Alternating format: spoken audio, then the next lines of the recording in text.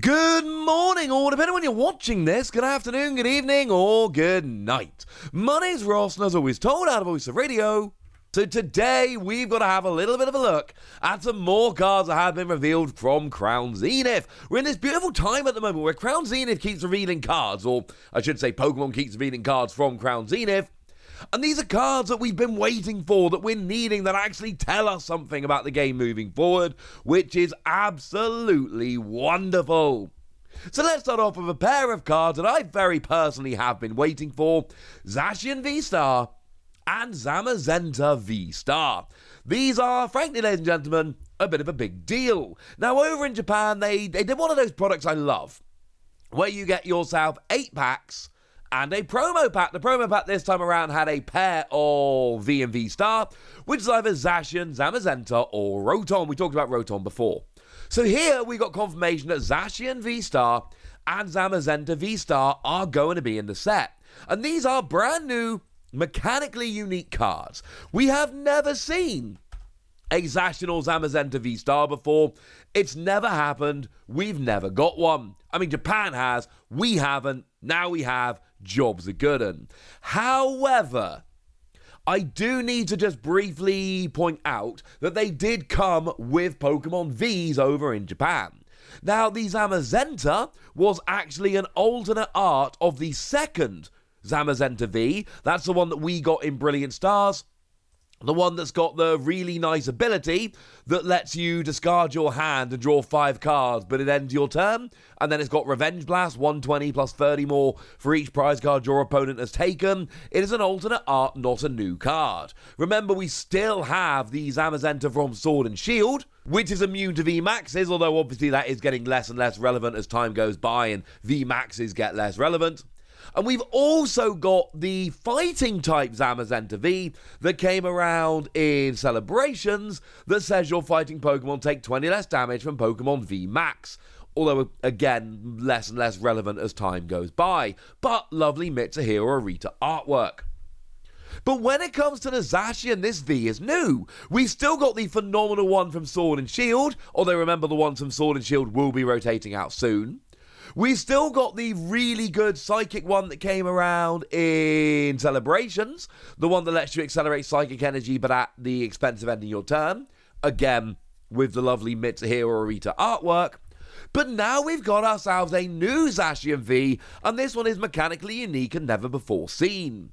So we'll talk about what it does in just a second, but what I'm telling to you is, it is very likely we get the alternate art Zamazenta V in Crown Zenith, not confirmed, but incredibly likely. We have to get the Zacian V, however, because this is a brand new card, and it kind of has to be here because it's a Sword and Shield card, and this is the last Sword and Shield set. I don't think they're going to rob us of the alternate art Zamazenta. I really don't think they are, but they have to give us the Zacian. It's fine. Single energy, 40 damage, not affected by weakness, resistance, or any effects on your opponent's Pokemon. Or free energy, 100 damage, but it's 260 to a VMAX. What's kind of annoying about that, though, you had a choice bout, you go up to 290. You add Hawlucha, and you go up to 320, but VMAXs go up to 340. So, against a VMAX, even with a choice belt and a Radiant Hawlucha, you're still only getting some VMAXs, not all of them. There are some 330 and 340 around. That is a little bit sad. I don't think it's a great card. Although, to be fair, it's the only metal-type Zacian we're going to have time the rotation hits. So, we do need it. And like I've said, it's not confirmed yet. It has to be in Crown Zenith, ladies and gentlemen. It has to be in Crown Zenith. But we've got these 2 brand new V-Stars coming, and I like these V-Stars. Now, bearing in mind, of course, like I say, we've got a bunch of different things from which to evolve them. Now, in terms of your Zacian V-Star, it's got Break Edge, free energy, 200 damage, not affected by weakness or resistance or any effects on your opponent's active. Not hitting weakness is annoying, but it goes through any effects, which is good. And then 4 energy, free 10, 30 to itself. It's a bit expensive and I don't like the self-damage, but I do like the whole just KO anything. Just KO anything. Although, to be fair, the bigger EXs coming will survive. But still, that is just a big old lot of damage. As for Zamazenta V-Star, you got free energy, Giga Impact, 220 counterattack next turn.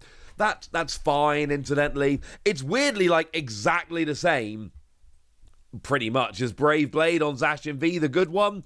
Okay, fine, it's a colourless rather than free metal, and it's 220 rather than 230, but that extra 10 doesn't really matter. 220 is the key number for getting Pokemon V and your basic EXs, so it's fine, it's alright, it's okay. And then you got the ability Star Shield that you can use once during your turn, and all your Pokemon take 100 less damage from attacks from your opponent's Pokemon during this turn. Or during your opponent's next turn, I should say. That's actually, like, legitimately good. That is the kind of thing I could absolutely see in a bit of play, just as a tech V-Star power, to give you that one turn of survivability. I don't think it's going to be amazing in terms of being played in every deck or anything silly like that, but I absolutely do think that this could be teched into a few decks here and there as a late game tech to buy yourself that one turn where you don't lose the game. Now, we've also had confirmation that Hatterene VMAX is going to be coming, which is rather lovely, honestly. We like this. Hatterene, I mean, look, Hatterene was, until V-Star Universe and then Crown Zenith came along, it was the only Pokemon that had a Gigantamax form in the Sword and Shield video games that hadn't had a VMAX card. We were waiting because it was literally the only one that hadn't had a VMAX card, and now it does. As a side note, there is a special art rare of this card, which was in V-Star Universe in Japan. It's going to be in this set. And again, it hasn't actually been revealed, but there is absolutely no way whatsoever they put the regular in and don't give us the special art. What is also really interesting, there is a brand new Hatterene V, a brand new, never before seen, mechanically unique Hatterene V. Now, previously, we'd had the promo, which is terrible, one of the worst Pokemon Vs we've seen. 2 energy, switch when your opponent's bench while they're active, and confusion, maybe for 1 energy, definitely not for 2. Free energy, 90, and sure, it goes up to 180 if the Pokemon is already confused. Now, Hatterene V, the promo is, you know, at the risk of sounding a little bit rude, straight up, flat out, proper job, hot garbage. So it doesn't really matter what the new Hatterene V does, it's going to be better. First things first, we've got the lovely Kawaii artwork, which I adore. 1 energy, look at the top 3 cards of your deck. Attach as many energy as you like from there to this Pokemon. And then put the other cards back on top of your deck in whatever order you like. It's not actually a terrible card at all. It's far, far better than the previous one. And also, it does have a second attack as well, just in case, you know, you wanted a second attack. Free energy, 80 damage, switch this Pokemon with one of your bench. Okay, that's not particularly good, but I don't mind the first attack. Again, putting Hatterene VMAX in the set doesn't guarantee that we're going to get the new Hatterene V, but it kind of does. Like, if we're being really honest here, it's a new Hatterene V. Like I keep saying, this is the last Sword and Shield set. We're not getting Sword and Shield cards in Scarlet and Violet sets. That's just not how it works. So basically, yeah, it kind of does have to be in there. So I feel very, very confident it will be in there. As the Hatterene VMAX, I haven't actually told you what that does yet. Is Hatterene VMAX any good? Well, it does have an ability that says once during a turn you can move 2 damage from your Pokemon in play to your opponent's active, and then free energy 150 plus confusion is terrible. But remember, I've already shown you that Eternatus, the Radiant version, is coming in this set, and that has been confirmed. We've seen it in English. And that, when you play it, does allow you to search your deck for 2 VMAXs and just bench them. So I could legitimately see somebody playing Eternatus so that they can get 2 Hatterene VMAX into play, so that they can be moving 4 damage counters a turn from your Pokemon to your opponent's active. I could legit see that happening. That is a kind of weird, cool combo I was talking about in my previous video when I was telling you how exciting Radiant Eternatus was and how excited I was to actually see that card coming around. Could be wrong, ladies and gentlemen, but I, for one, am pretty gosh darned excited about it. Go team! So yeah, this is actually pretty cool. The other one we've seen gonna be revealed is Eevee, and this is one that we kind of knew was coming. We'd seen it on a listing when the players in Japan were given a list of cards they weren't allowed to use for Worlds. I told you this previously. They were basically told the English set numbers of these cards. And that's how we kind of knew that Eevee was going to be in this set. But it's nice that it has now gone and been confirmed. For anyone that's wondering, there was a special 100 start deck that you could get through a promotion with Korokoro Comic over in Japan. And that had both the Pikachu V and the Eevee V in it. And they are, well, the Eevee is in Crown Zenith proper. The Pikachu is not actually in Crown Zenith per se, but it kind of is. Essentially, we've got the Pikachu VMAX Special Collection, which features the Pikachu from the 100 start deck, and also the Pikachu VMAX, which was just a promo. So there was a comic, and when you bought the comic, you got the Pikachu VMAX, and then you entered a competition to try and win one of the start decks, which had the Pikachu and Eevee in. But all three of those cards are coming in Crown Zenith. The Pikachu V and VMAX are only in the Special Collection.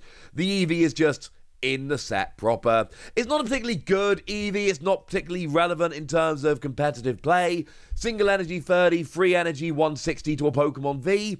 And look, I love the Attack V Brave, name-wise, as much as anyone. But 160 to a Pokemon V isn't it. You really need to hit 220. So even with a choice bout, you're only hitting 190. That's not good. It's not a good card, but it's adorable, and it's a cool promo that Japan had. And I've been telling you for a while now that basically what Crown Zenith is those fancy super rare cards that we all know and love. And other than that, it's basically a catch-up set. Cards that Japan have had that we haven't. And in this video, I've shown you the Zacian and Zamazenta that were in that promo set for, well, it was actually for Japan's equivalent of Lost Origin, Lost Abyss. I've shown you the Eevee that was a promo from a promotional starter deck for a comic over in Japan. And I've shown you the Hatterene VMAX that was actually just in V-Star Universe. So basically, this video is really just backing up what I've been saying about Crown Zenith all along. Pokemon are finding all these weird cards that Japan have had in a bunch of weird ways, and they're giving them all to us. And I've actually got most of these cards in Japanese. I've got the Zacian and the Zamazenta. I've been picking up these Japanese cards as I go, but I love, ladies and gentlemen, I love that we're getting them now. Life is good. But I want to hear from you guys. What do you think about all of these cards? Tell me in the comment section. Go nuts, but be nice! And then make sure you like this video, subscribe to this channel, follow me on Twitter at TheWasi. That's where we talk about Pokemon and card games and Pokemon card games, all kinds of fun things. And please do consider checking out patreon.com/PTCG Radio, where you can support the channel. You can get some bonus podcasts where I answer all of your questions. You can join a Discord where you can chat with us about various things. And you can get shout-outs on the channel, like the lovely Javier Garcia, who's been a supporter of ours for pretty much exactly a year at this stage, and is a very lovely person. So thank you very much for all the support, and for being a very lovely person. But by far the most important thing as always, look after yourselves till next time, would ya? Thank you very much for watching. My name's Ross, and you've been watching PTCG Radio.